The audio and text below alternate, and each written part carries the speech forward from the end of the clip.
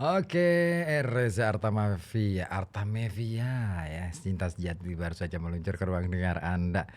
Mengantarkan kita ke menit yang ke-24, tinggalkan pukul 16 waktu Radio Kota Batik ya. Oke.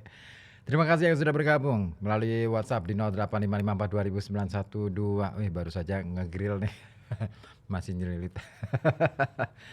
Ada Bulas Mini di Pabean. Sore Pak Ribut, sore juga Bu Lasmini. Assalamualaikum, waalaikumsalam. WR Supratman, ini kata Bu Lasmini ya, seorang pencipta lagu kebangsaan Indonesia Raya. Beliau berasal dari desa Somongari, Purworejo. Tetangga desa sama saya di Purworejo. Oh, Bu Lasmini aslinya Purworejo. Weh, salam deh buat orang-orang Purworejo. Saya juga punya saudara di sana banyak. Purworejo keren loh Bu, daerah yang cukup punya banyak kisah-kisah sejarah.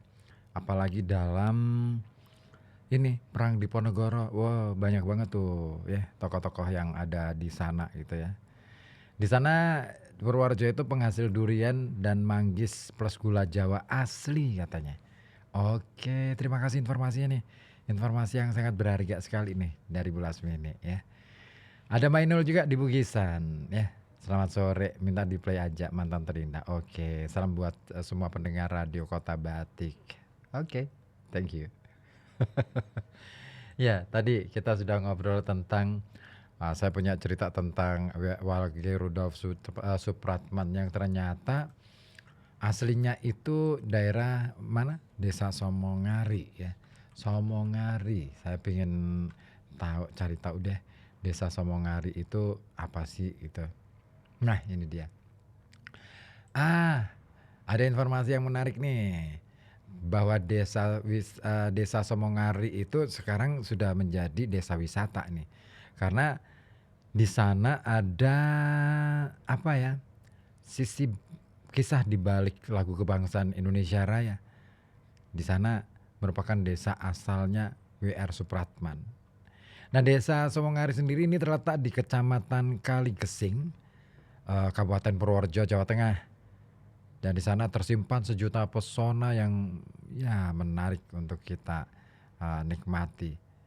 Dan desa ini tidak hanya menawarkan keindahan alam, tetapi juga kaya akan sejarah dan budaya yang mendalam. Nah, salah satunya ini dia tokoh pahlawan nasional WR Supratman.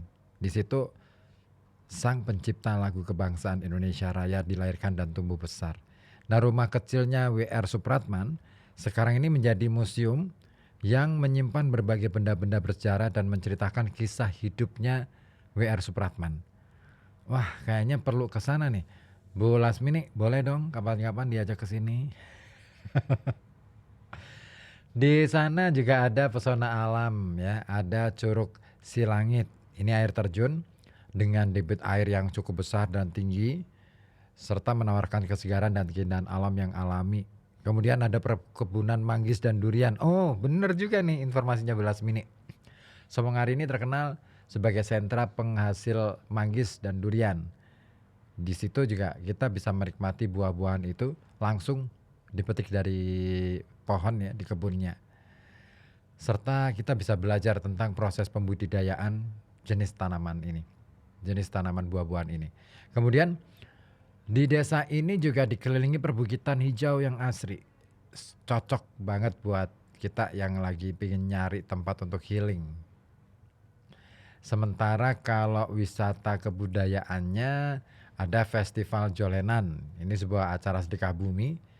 Itu diselenggarakan setiap tahun sekali yang menampilkan berbagai pertunjukan seni tradisional seperti dolala. Nah, dolala ya keren nih.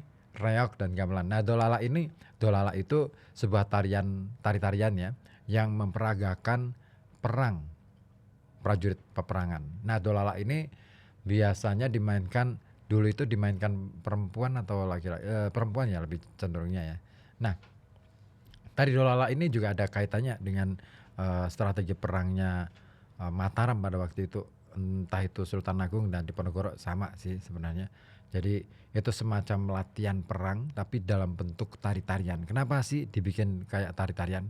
Yaitu sebagai strategi untuk mengabui Belanda pada waktu itu supaya mereka tidak curiga bahwa mereka sedang melakukan aksi latihan perang. Terus rumah adat di sana juga ada tuh, rumah adat Jawa Tengah, dan di situ terawat baik di desa. Ada juga aktivitas yang ditawarkan di desa Somongari ini. Di antaranya berkunjung ke Museum W.R. Supratman, ya. Kita bisa belajar tentang sejarah beliau, terus kemudian trekking ke Curug Silangit, terus metik buah manggis atau durian. Wah, enak banget ya. Saya tuh suka banget loh buah manggis. Cuman kalau di sini tuh biasanya nunggunya lama karena harus nunggu panen. Nunggu di pasar. Nggak ada, saya nggak tahu di Pekalongan ada nggak sih kebun manggis? Kalau ada kasih tahu dong.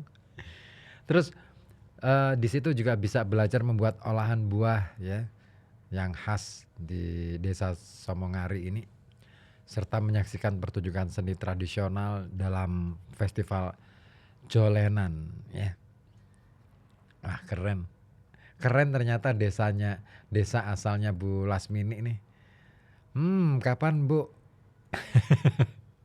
Kapan nih Bu Lasmini mudik? Boleh dong. Ajak-ajak. Wah, ngarep. Atau ya udah deh kirimi ini manggis. Enak deh. Beneran manggis itu enak banget. Kandungan gizinya juga banyak tuh. Ya, memang ya kalau kita belajar dari kisahnya siapa W.R. Supratman, banyak hal yang apa ya istilahnya membuat kita itu terenyuh juga sih. Seseorang yang punya nama besar, tokoh yang punya nama besar, ternyata ya harus selesai dengan cara seperti itu. Tetapi itulah kehidupan. Tidak ada yang menjamin bahwa kita selagi kita hidup dengan segala macam kebaikan, bisa jadi di akhir endingnya biasa saja, nggak ada sesuatu yang istimewa. Tapi mungkin di kemudian hari gitu. Pada intinya sih cuma cerita-cerita masa lalu itu cuma bicara pada kita bahwa berbuat baiklah dan jangan pernah lelah untuk berbuat baik. Apapun itu ya, jangan pernah nyerah, jangan pernah ngerasa bahwa apa yang kita lakukan adalah sia-sia. Gak ada yang sia-sia sih dalam kehidupan kita, ya gak sih? Iya dong. Iya, karena sebenarnya kalau kita ngerasa bahwa segala sesuatu itu gak ada yang sia-sia, kita tidak akan pernah kehilangan semangat dalam kehidupan kita. Iya, karena kita perlu ya, yang namanya kehilangan semangat itu perlu kita sikapi. Apalagi pada saat fase-fase ketika kita ngerasa hidup kita itu stagnan, jalan di tempat. Nah, gimana sih cara untuk mengatasinya? Nah, itu dia. Yang pertama, sikap kita itu perlu yang namanya melihat stagnasi itu sebagai waktu untuk mengasah diri, bukan stagnasi itu sebagai waktu untuk ya berhenti di situ, nggak kemana-mana, nggak ngapa-ngapain. Karena banyak orang menganggap stagnasi itu sebagai tanda kegagalan, padahal belum tentu. Tapi kita perlu nih yang namanya mengubah cara pandang itu. Dan anggapan itu sebagai, ya kita bisa menganggap bahwa stagnasi itu sebagai waktu istirahat yang diberikan kehidupan untuk mengasah kemampuan atau menemukan sesuatu yang selama ini terlewat.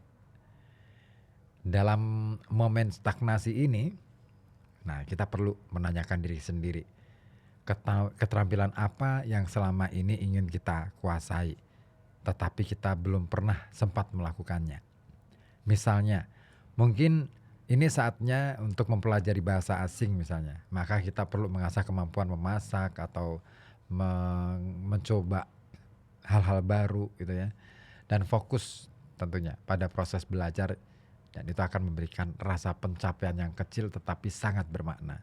Ya, kadang-kala hal-hal kecil yang kita lakukan itu kadang-kala bisa lebih punya makna lebih besar dari apa yang kita lakukan dengan hal-hal yang besar. Melakukan hal-hal yang besar kadang-kala membuat kita cepat capek, cepat lelah.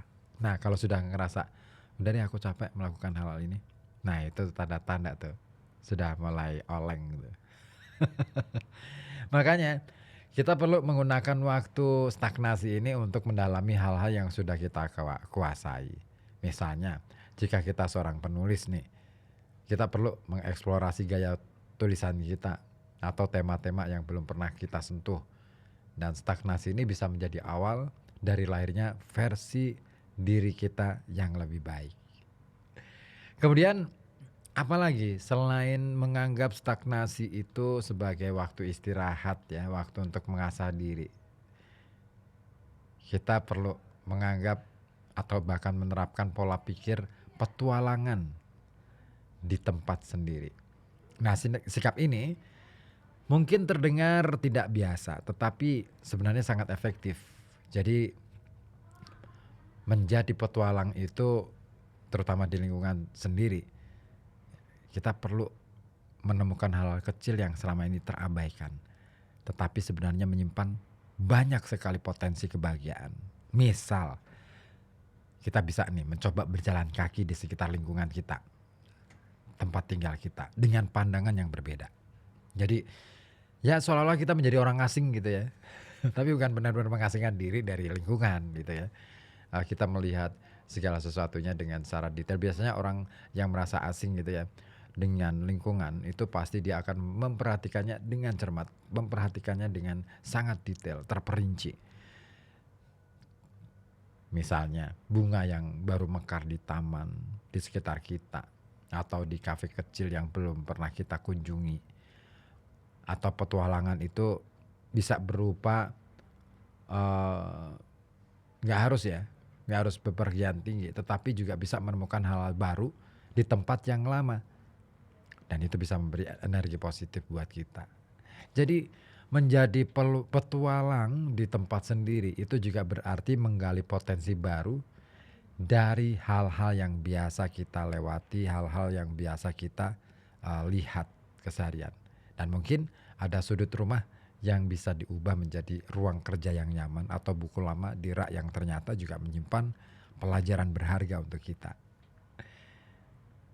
Terus apa lagi? Ini dia.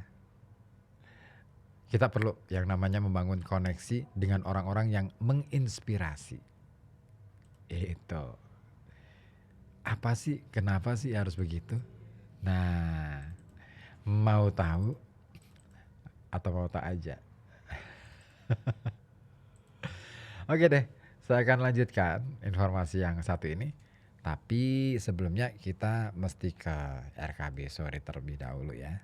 Sudah disiapkan nih 4 informasi lokal, dan nanti kita akan lanjutkan informasi lifestyle itu tadi ya.